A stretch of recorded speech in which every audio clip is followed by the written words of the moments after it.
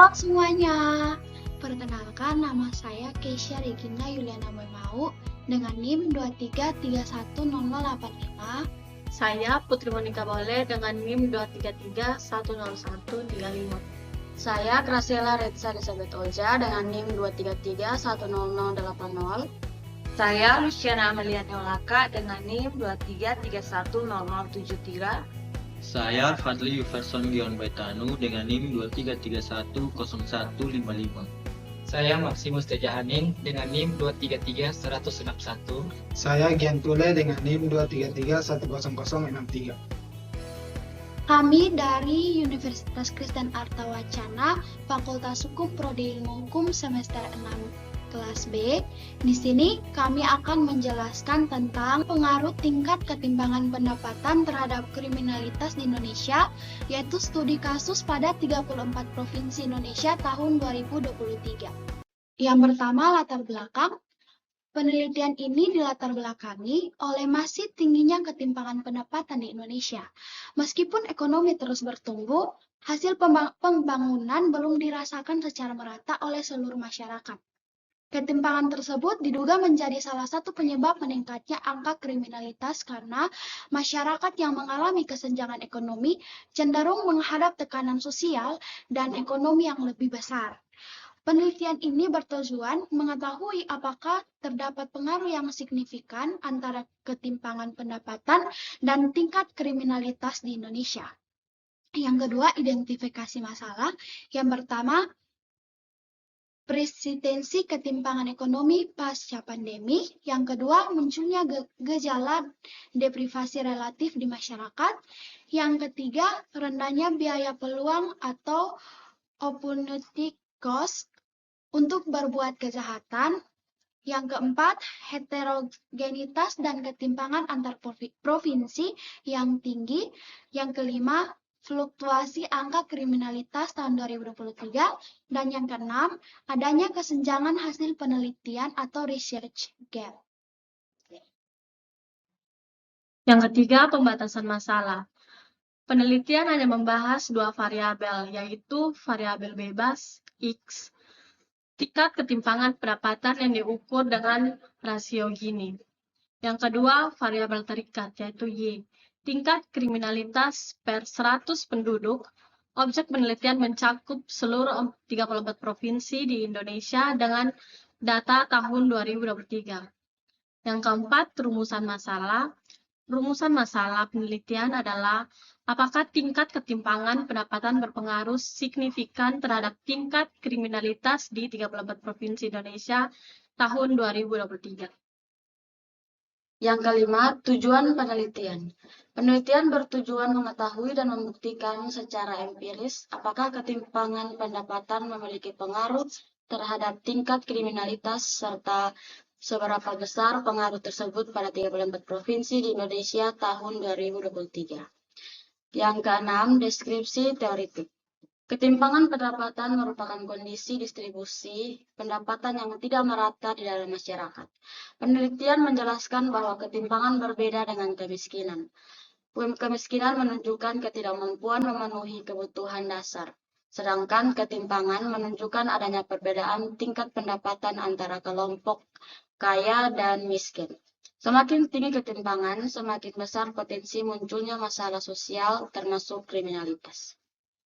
Baik, yang ketujuh, kerangka berpikir. Penelitian didasarkan pada teori bahwa ketimpangan ekonomi dapat meningkatkan kriminalitas.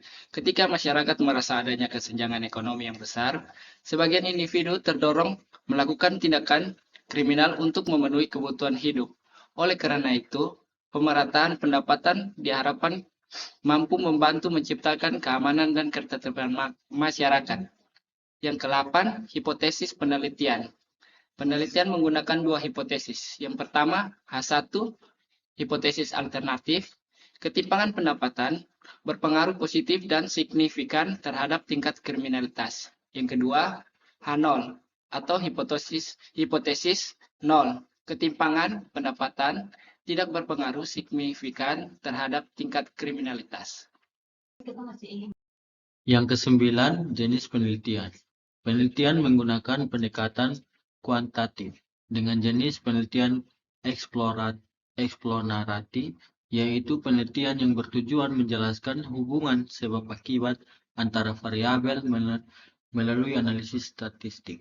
Yang ke-10, yaitu desain penelitian menggunakan pendekatan cross-seksional, yaitu pengambilan data pada suatu episode waktu tahun 2023. Variabel bebas adalah kepentingan pendapat, sedangkan variabel terikat adalah tingkat kriminalitas. Yang ke-11, populasi dan sampel. Populasi penelitian terdiri dari seluruh 34 provinsi di Indonesia. Karena seluruh populasi dijadikan objek penelitian, teknik sampling yang digunakan adalah sampling jenuh atau total sampling, sehingga jumlah sampel juga sebanyak 34 provinsi. Yang ke-12, teknik pengumpulan data. 1. Data yang digunakan merupakan data sekunder yang diperoleh dari 2. Badan Pusat Statistik atau BPS mengenai rasio Gini. 3. Data kriminalitas dan BPS dan Kepolisian Republik Indonesia atau Polri. Yang keempat, buku, jurnal, skripsi, tesis, disertasi, dan dokumen ilmiah yang relevan. Yang ke-13, analisis data. Analisis data dilakukan melalui 2 tahap, yaitu yang pertama, analisis deskriptif untuk menggambarkan karakteristik data menggunakan nilai minimum, maksimum, rata-rata, median, dan standar deviasi.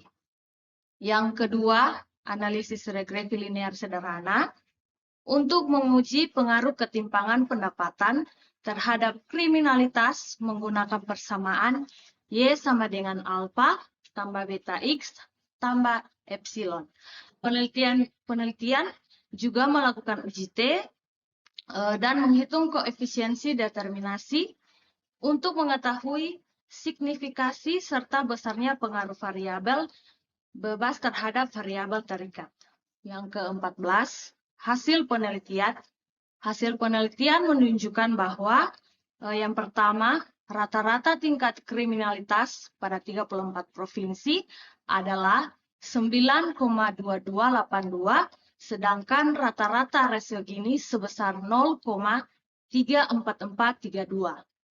Yang berikut data memenuhi uji normalitas dengan nilai signifikasi di atas 0,05. Hasil regresi menghasilkan persamaan Y sama dengan 5,785 tambah 10,00X. Nilai T sama dengan 2,986 lebih besar daripada T sama dengan 2,037 dengan nilai signifikansi 0,005 atau lebih kecil 0,05. Dengan demikian, HO ditolak dan H1 diterima, sehingga dapat disimpulkan bahwa tingkat kepentingan pendapatan berpengaruh positif dan signifikan terhadap tingkat kriminalitas di Indonesia. Semakin tinggi ketimpangan pendapatan suatu provinsi, semakin tinggi pula kecenderungan tingkat kriminalitas di provinsi tersebut. Baik, sekian penjelasan dari kami. Jika dalam penjelasan tersebut ada salah penyebutan kata, mohon dimaafkan. Sekian dan terima kasih.